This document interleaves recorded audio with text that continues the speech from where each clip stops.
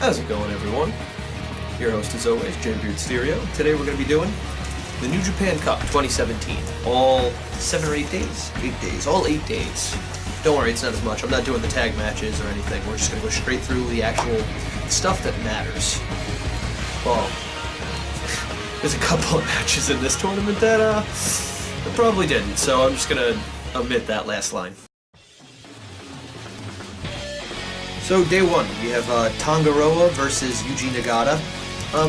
You know, on paper, not the best match. What we got was a pretty good match. It's more than I could have asked for. You see Roa showing a lot of personality here, which is kind of weird, because, like, if you've seen him as Camacho in NXT, the exact opposite. This was probably the best thing for him, you know, just getting out to go with his brother, getting to come out of his shell a little bit. I think this was really beneficial to him. But you know, it was what it was. It was a slow, deliberate match with, you know, lots of strikes, maybe a few power moves. Well, not maybe, a few power moves. Roa hits a fucking monkey splash. Now, before you get on me for my term there, he literally did, and then went for a splash.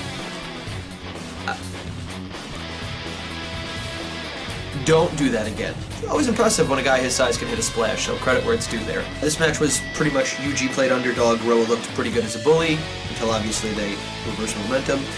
Yuji hits his armbar with the evil eye, So yeah, Yuji fights back, hits a backdrop hold for the pin, and the win. Overall, like I said, it's a good match, especially since, you know, Tangaroa is relatively limited when it comes to what he can do, so pretty good. Pretty fucking good. Yuji Nagata can still go, man. Fucking damn. The next match is Tama Tonga, the other Tonga, versus Yano Toru. Actually, if I'm saying that right, Tangaroa is probably the other Tonga. Tama Tonga's the Tonga. Yeah, Tama attacks before the bell. You know, Yano Toru's his whole gimmick is oh, buy my DVD, which, by the way, I totally want to go to a Japan show and just actually offer him money for the DVD, whether it's a shell or not. I got my money's worth. But yeah, no, beginning of the match, Tama attacks from behind, grabs the DVD, starts breaking the DVD. Tama Tonga is a cartoon character, and that's honestly what works so fucking well with Tama Tonga. You'll randomly throughout the match hear like, yeah! Just like random cartoon sound effects and shit like that. Perfect. Fucking perfect. Tama chases Yano around the ring. That little thing that he does where he gets on all fours and chases him around. You get the break spot. Yano Toru's break. The good thing about this is Yano always sells Tama Tonga like a fucking demon. Like when he's chasing around the ring, he's like, he's always looking back. He's fucking horrified, frantic. It's perfect. He sells him like a fucking, like he's literally the devil. And if you see like that Tama does with like the face paint and the long, he looks like the devil. It's fucking awesome. You can do a lot with his character rather than just being like the bad boy. Yano cheats and continues to win. A lot of people don't really like that he's getting this push. I kind of do. I actually really like Yano. He wins with this low blow roll up combo where he like gets the ref out of the way or like spits in his eye or just makes him like turn away. Low blows, roll up. Sometimes it's a backslide. Yeah, overall it was an okay match. Tama's capable of much more. I think it was kind of a waste to put him in this. But, you know, they work well together, so we got something out of it.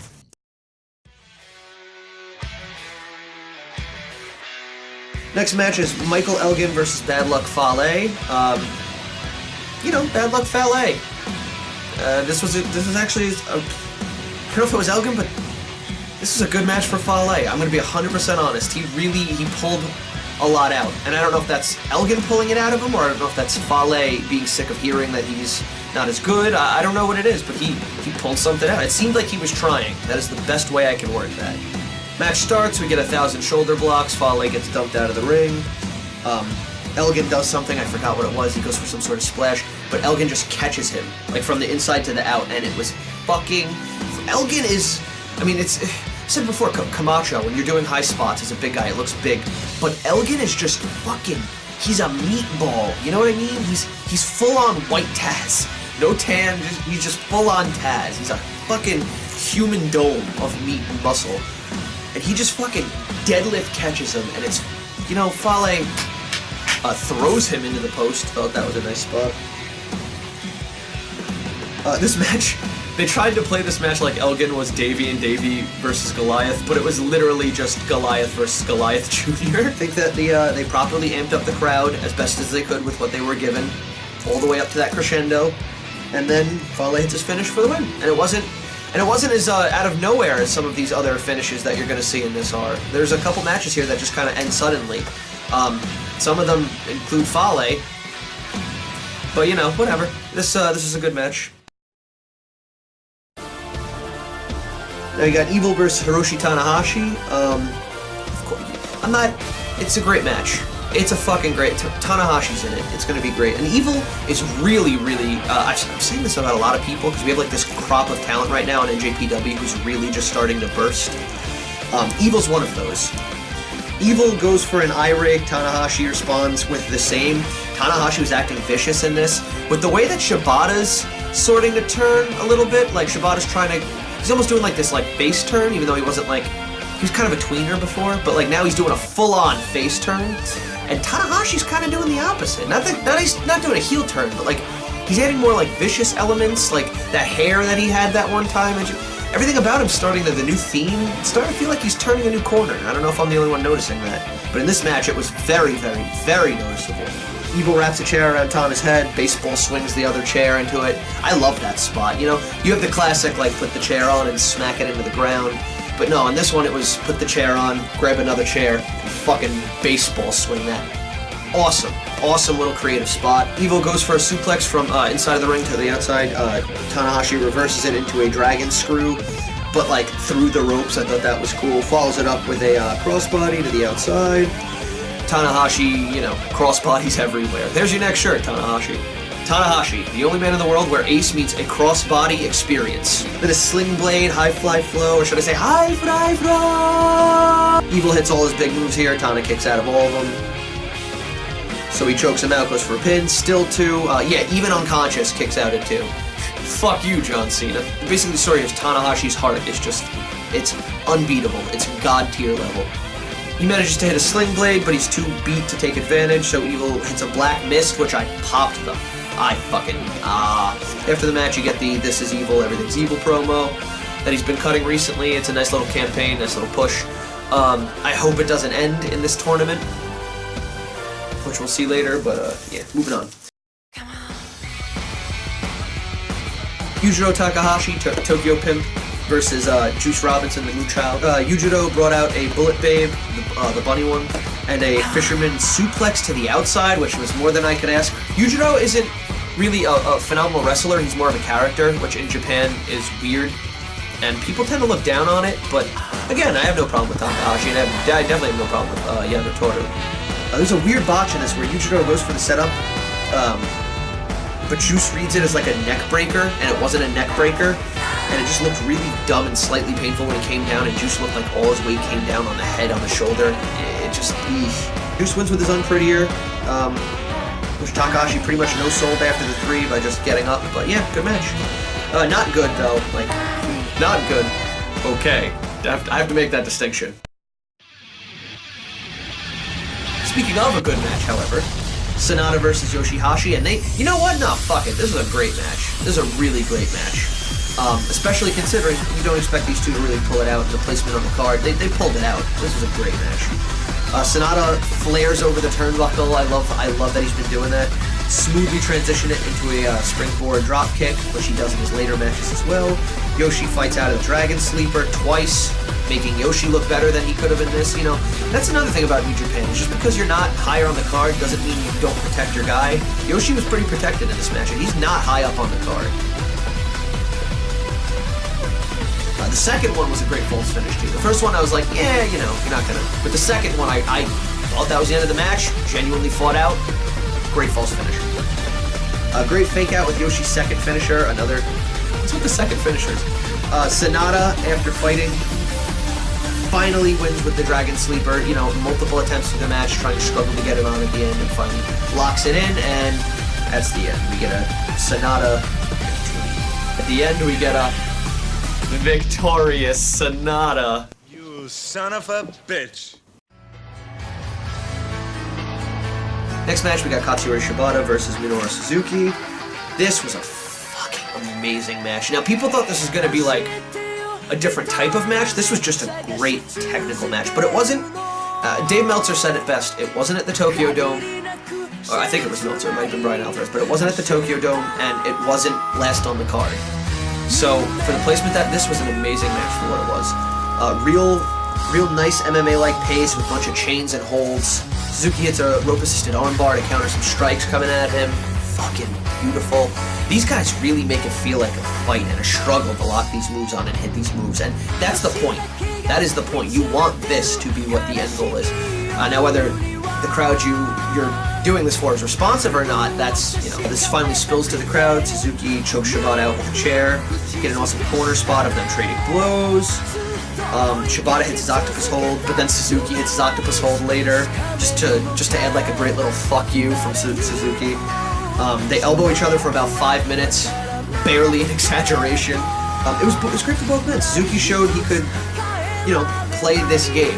He could play Shibata's game. He could go strikes if he wanted to. Shibata wanted to lock in submissions. Suzuki could fucking lock submissions. Suzuki was there to have fun. That's what, and the way he was smiling and, oh, okay, you want to hit this? I'll hit this. Nasty palm, followed by the PK for the win.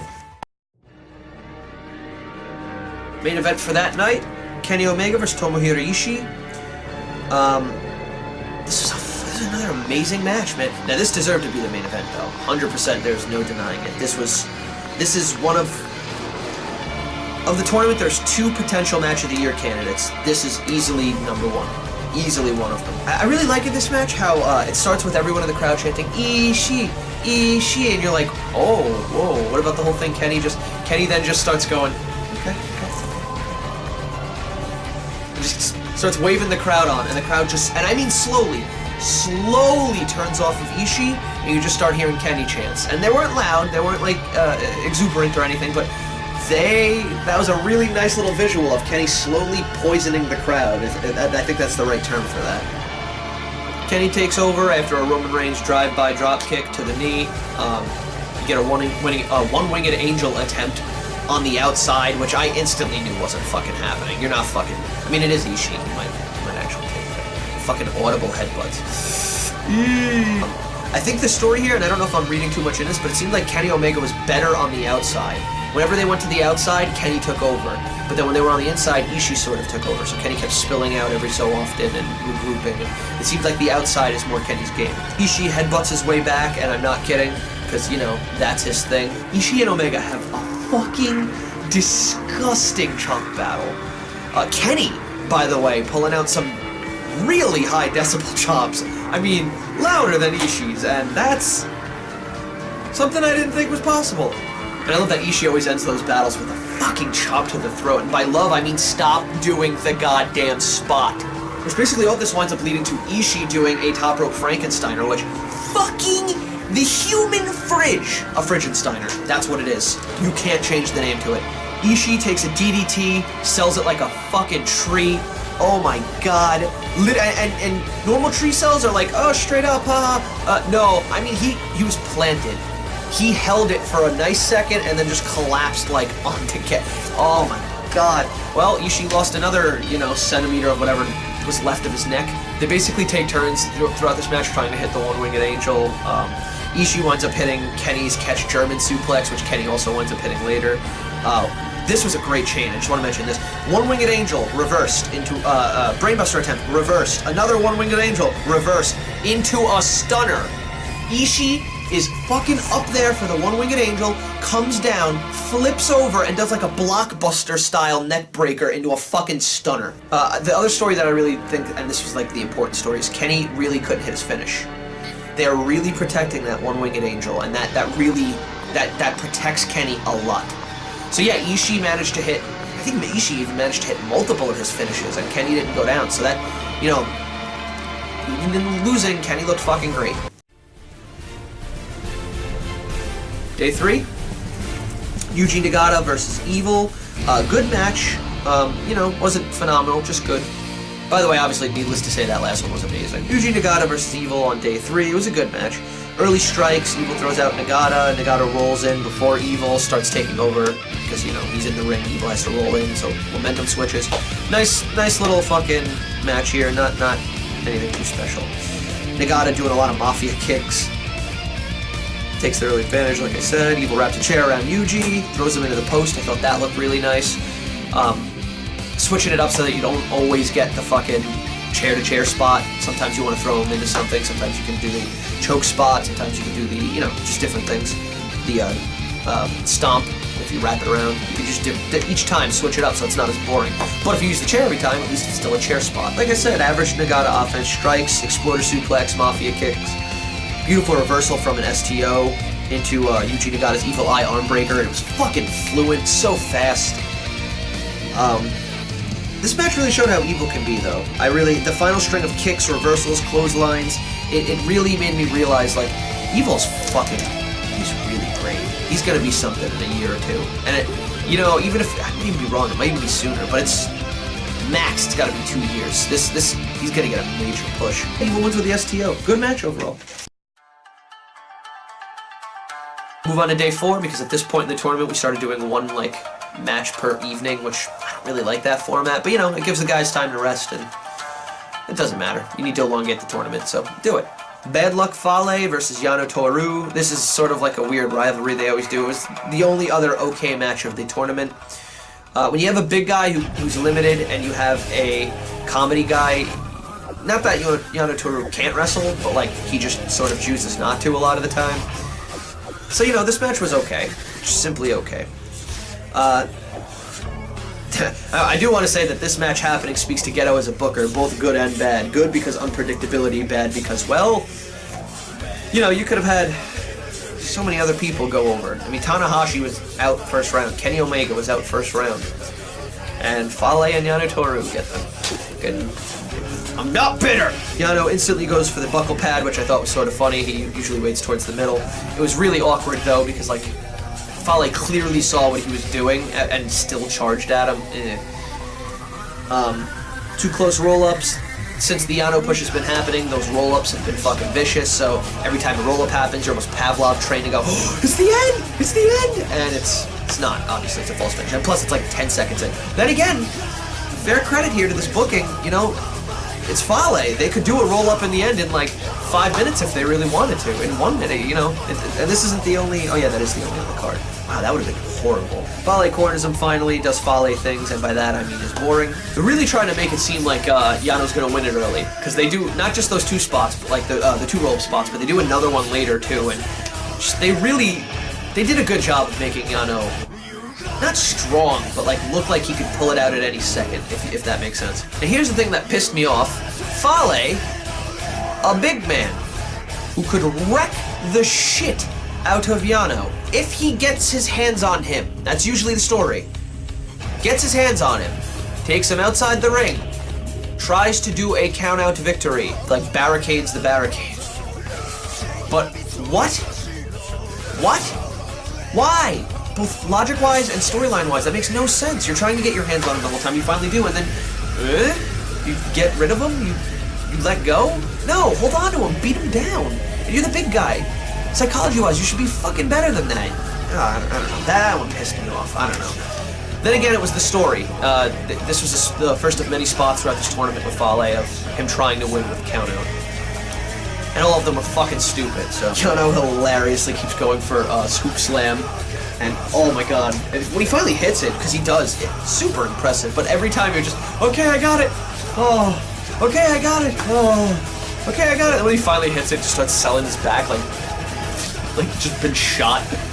Oh yeah. There's the one spot where he tries to tie Fale to the barricade and runs in the ring, and I actually thought this was over here. And fucking Fale just pulls the entire barricade. Fale, I did a little research, I tried to find out what Fale means. Apparently means house. Fale proved he was a fucking house here. And this is what I was talking about earlier. The match just ends too abruptly. They had like this sort of build going. It wasn't like, you know, the foundation was made of like Cheetos and fucking duct tape, so it wasn't a great foundation. But nonetheless, there was a foundation. And it's fucking building, building, building. Gets to about middle point, starts plateauing a little bit. Looks like it might start building again. Bad Luck Fale wins. That's with the thumb spot, with the Umaga. With the Umanga. Shibata versus Juice Robinson on day 5. Great match, man. This was a great match. Near perfect chain at the start with these two. Juice pulling a side that I didn't know he had. Great technical wrestling here. Shibata worked Juice's arms early, which kind of amounted to nothing. Probably the only negative in the match for me. Juice goes to hit him with like the screwed up arm, which is dumb. That's what I mean, like the arm spot. Why did we work that if it was going to amount to nothing? Shibata palms him in the face right before, so it's like as he's going to hit him with the fucked up arm, just takes one right to the chin. Awesome. Juice hits, I don't even know, I forget what the move's called. I don't know why I'm blanking on it. He gets you up in the fireman's carry position, and then brings you down on the knees. It's like a rib breaker. Hits that, and then right after follows it up with like a beautiful senton. Keep using that combo. That is fucking money. Looked perfect. If you could speed it up a little bit too, that'd be even better, because that's the perfect combo. That could be really used as a good tag team finish, by the way. Juice goes for the unprettier, to which Shibata literally just starts headbutting the small of his back. One of the best transition to a sleeper I've ever seen in my life. Vertical suplex. Shibata shifts his weight, goes over the shoulder for Juice, who's got him in the vertical, and just, his feet don't touch the ground or anything, just locks in the fucking sleeper. Give it up to Shibata. You could lock that sleeper in from any position, and it's so deadly. It's so awesome. Hits the BK for the win. Shibata going on. Day 6, we have Ishii versus Sanada. Great match, and great match. Again, Ishii's a human 5-star match machine. Sanada takes Ishii out outside the ring early, so he gets control, which was a nice little thing, because Sanada definitely needed the rub if he was going under here, which, spoiler alert, he does.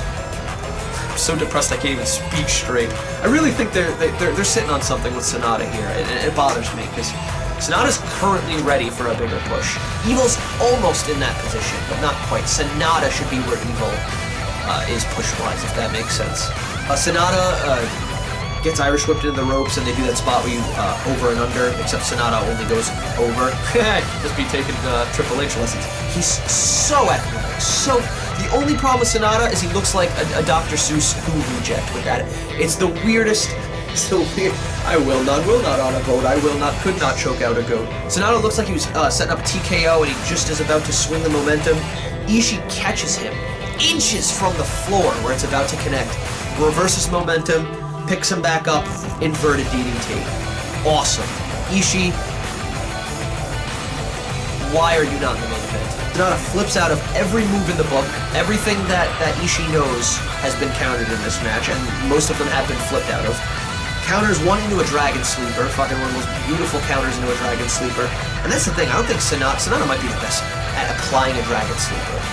Not even just like, oh, he can hit it out of nowhere, that whole thing. But no, just the way that he hits it, he clenches it, and that second he takes before he locks his legs and sinks his weight.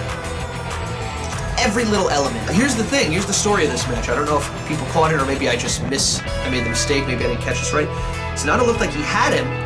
He could have made him tap, or he could have gotten the KO, or something with the sleeper. However, he just used it to, oh, he's unconscious? I want the pin. Goes for the pin. Ishii kicks out, and ends up costing Sanada the match. I think that's a nice little story moment. Ishii rolls through Dragon Sleeper, and by that I mean, like, he hits the Dragon Sleeper as soon as the momentum's dropped and they both hit the mat. Ishii rolls over, and then uses that rollover momentum to bounce off the ropes and hit his clothesline. I thought that was a great fucking... Maybe took a little too long to transition from that to a clothesline, but other than that, great counter. But yeah, he forces Ishii to hit the Brainbuster since he kicked out of that. I thought that was a nice... Go those little elements. Brainbuster, Ishii wins. Great match. Day 7, we have 2 matches here to talk about. Evil versus Bad Luck Fale. This was a match that happened. And, yeah, that's all. Second match, Shibata versus Ishii. This was a match that happened. Go watch it. On the inverse of Evil Fale, Shibata Ishii was a match of the year candidate. I'm not going to discuss a single thing that happened in this match. I'm not going to say the story. I'm not going to say any...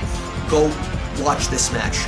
This is a match of the year candidate, and I will not be able to do it justice. Day 8. Shibata versus Bad Luck Fale. The finals. Yeah, you know, it was a good match, but I don't think it felt like a finals to me, personally. It felt like a great moment at the end, but it didn't feel like a match, like a final match. It definitely didn't feel like a main event, you know? Ishii Sanada or Ishii Shibata, those should have main evented this. That's just my opinion, you know? You could have worked the tournament in a better way to allow that. Fale got a nice push, though. I like that that's a positive for New Japan. Everyone gets their moments. So let's go over this match real quick. 2 jumping fucking kicks to the face. Shibata with those leaping kicks, man. Fale jumped early on one, like the one where he's leaning against the ropes. He jumped so early that, like, when Shibata kicked, it was awkward. Like, they didn't actually go, like, he didn't go over all the way, but pushed. If you know what I mean, it happens a lot. Fale, and here's a nice little psychology thing. Fale tries everything that he's done in the past matches because they've worked, and they don't work. Shibata fights through them. I just like that because, again, it sets you up for the Pavlovian. Oh, here's what worked the last few times. Maybe, oh god, Fale's fucking going over. Oh no. This match was Shibata selling for 70 to 75% of the match, and then finally makes a comeback. That's pretty much the entire match, and it actually wasn't a bad match. They teased Fale's Umenga move, which Shibata counters. A nice play on expectations, like I said. This match, I just love. This is a fun little thing I noticed. Shibata sold for 75% of this match to atone for the non-selling in every match he did in build-up for this. The man's MO was take a shot.